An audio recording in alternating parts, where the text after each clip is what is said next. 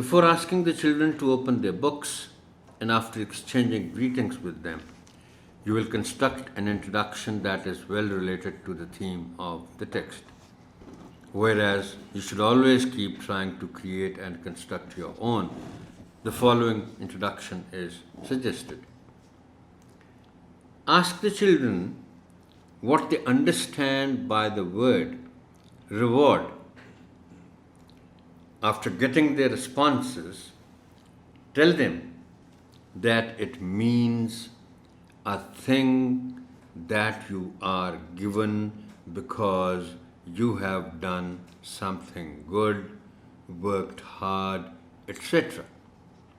इनाम मतलब ये इनाम है, रिवॉर्ड जो है ये इनाम है, और जो अवार्ड होता है वो तो तमगा होता है.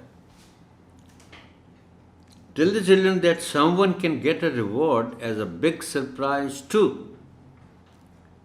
Tell them that they're going to read a story in the next chapter about a peasant farmer who got a big reward for something good he had done.